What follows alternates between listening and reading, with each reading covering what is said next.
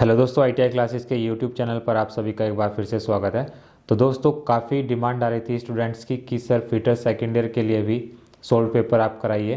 तो आज हम वर्ष 2019 का पेपर यहाँ पर डिस्कस करेंगे और मैं आपको बता देता हूँ, यह है trade theory fitter second year students के लिए। तो पर्सन नंबर 1 से हम यहाँ पर डिस्कस करेंगे और पहले वाली वीडियो की तरह ये वीडियो भी हम 2 पार्ट्स में कंप्लीट करेंगे।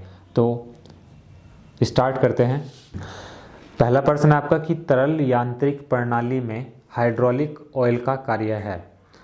ऑप्शन इसमें देख लेते हैं। स्नेहन करना, ऊष्मा अवशोषित करना, ऊर्जा स्थानांतरण करना या फिर सील करना। तो देखिए होता क्या है कि हाइड्रोलिक ऑयल जो होता है उसका मेन वर्क क्या होता है। उसका मेन वर्क ये होता है कि वो क्या करता है, एक तरह से सिस्टम जो आपका होता है उसको एनर्जी प्रोवाइड करता है, जिससे आपकी जो मशीन होगी या फिर जो आपका पूरा सिस्टम होगा वो कार्य कर सके। इसके अलावा हाइड्रोलिक ऑयल को आप लुब्रिकेंट की तरह भी इस्तेमाल करते हैं या फिर हीट ट्रांसफ़र के लिए भी इसका इस्तेमाल किया जाता है। तो यहाँ पर जो बात की गई है वो तरल यांत्रिक प्रणाली में हाइड्रोलिक ऑयल के कार्य की बात की गई है। तो उसका जो मेन कार्य होगा वो क्या होगा, आपका ऊर्जा का ट्रांसमिशन, मीन्स ऊर्जा का स्थानांतरण करना। ऑप्शन नंबर सी में ये दिया गया है, तो सी क्या होगा, इसका राइट आंसर होगा। इसके बाद में सेकंड क्वेश्चन है आपका कि न्यूमेटिक प्रणाली में सामान्यतः खाली स्थान का प्रयोग किया जाता है। तो न्यूमेटिक प्रणाली में आप संपीड़ित वायु का प्रयोग करते हैं। तो ऑप्शन नंबर बी क्या होगा, इसका राइट आंसर होगा। देखिए आप सब जानते हैं कि वायु जो होती है उसको आप क्या कर सकते हैं, कंप्रेस भी कर सकते हैं, मीन्स उसको दबाया भी जा सकता है। और यदि आप उसको दबाते हैं तो क्या होता है, उसका आयतन जो है वो कम हो जाता है, बट प्रेशर जो होगा वो उसका हाई हो जाएगा। मीन्स प्रेशर उसका बढ़ जाएगा और आयतन उसका कम हो जाएगा यदि आप वायु को दबाते हैं या फिर कंप्रेस करते हैं। तो इस सिस्टम में होता क्या है, न्यूमेटिक सिस्टम में आप दाबित गैस या फिर दाबित वायु का उपयोग करते हैं। मीन्स या तो आप कंप्रेस्ड एयर का इस्तेमाल करेंगे या फिर आप कंप्रेस्ड गैस का इस्तेमाल करेंगे। इसके बाद में नेक्स्ट क्वेश्चन है आपका कि हाइड्रोलिक प्रणाली में उत्पन्न दाब को नियंत्रित करने के लिए खालिस्तान का प्रयोग किया जाता है। अब हाइड्रोलिक प्रणाली में जो दाब आपका उत्पन्न होता है उसको आप किस प्रकार से कंट्रोल करेंगे। ऑप्शन इसमें आपको दिए गए हैं, reservoir, hydraulic pump, prime mover और pressure relief valve.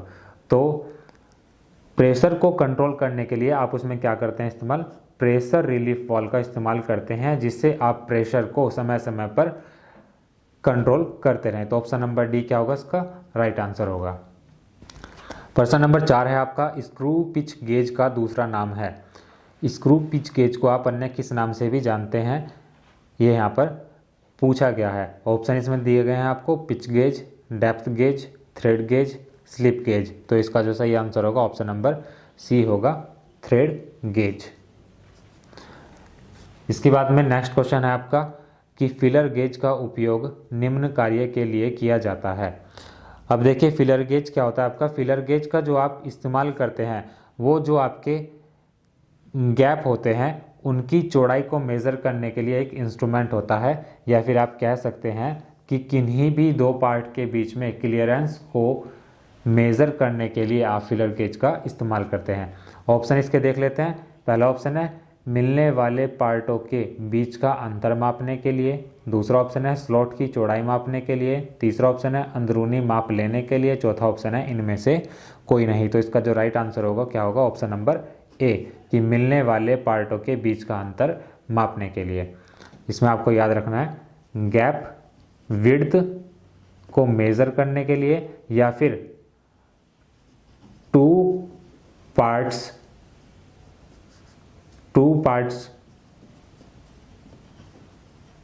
Means 2 part के बीच का क्लियरेंस मेज़र करने के लिए आप फिलर गेज का इस्तेमाल करते हैं।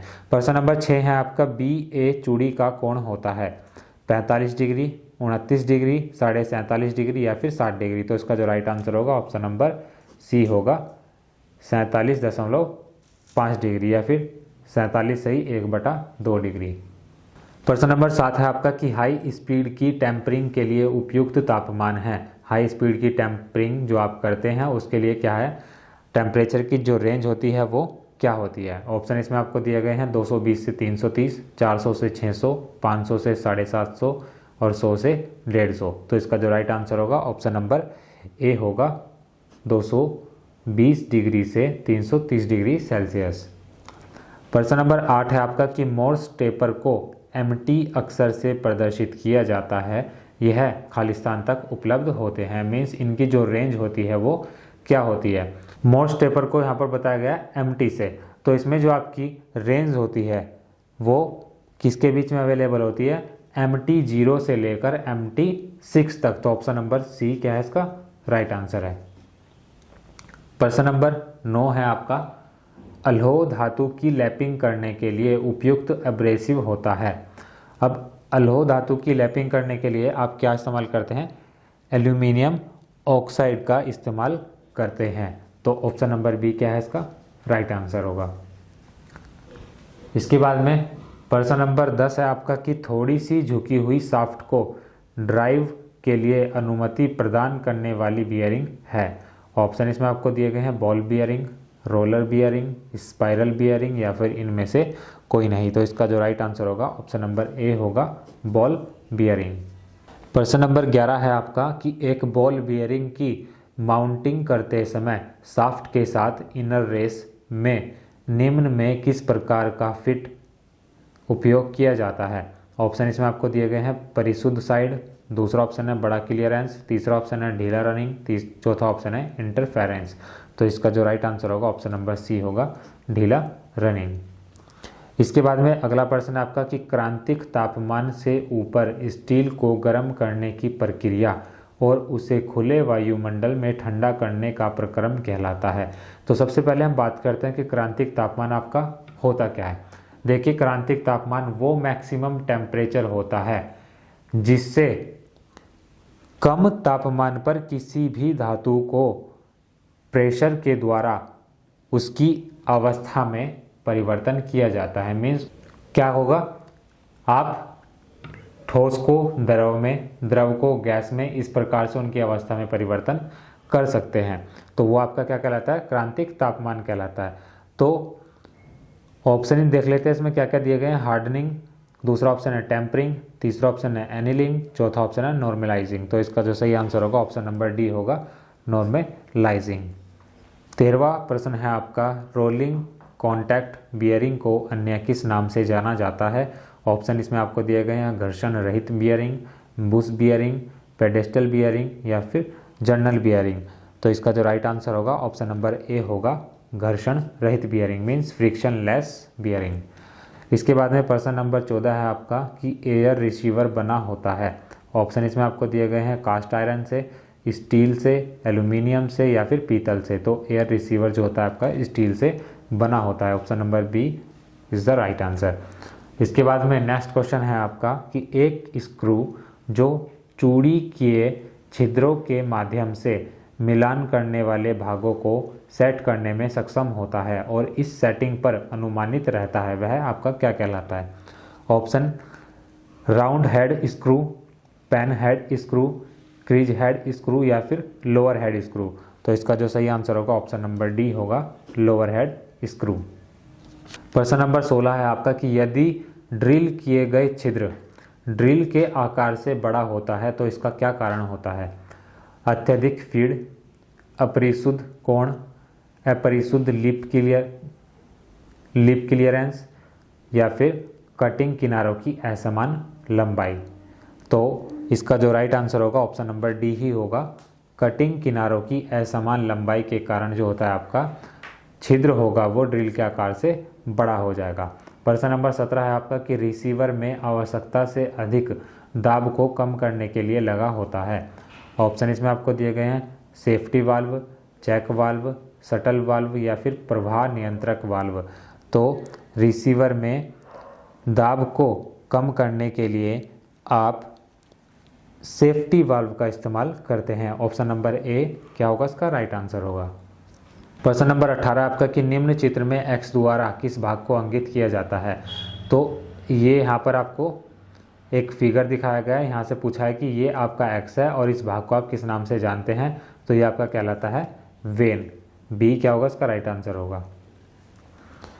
प्रश्न नंबर 19 में आपको एक कंप्रेसर दिखाया गया है, तो इस कंप्रेसर को आपको पहचान कर उसका नाम बताना है। ऑप्शन में आपको बता देता हूँ, piston compressor, diaphragm compressor, screw compressor या फिर रोटरी कंप्रेसर। तो इसका जो राइट आंसर होगा वो आपका होगा डायफ्राम कंप्रेसर। प्रश्न नंबर 20 आपका कि अधिशोषण ड्रायर में प्रयुक्त अधिशोषण सामग्री है। देखिए सबसे पहले हम बात करते हैं कि अधिशोषण होता क्या है आपका। अधिशोषण ये होता है कि किसी भी ठोस, द्रव या गैस के परमाणुओं या फिर आयनों का किसी सतह से चिपकना क्या कहलाता है, अधिशोषण कहलाता है।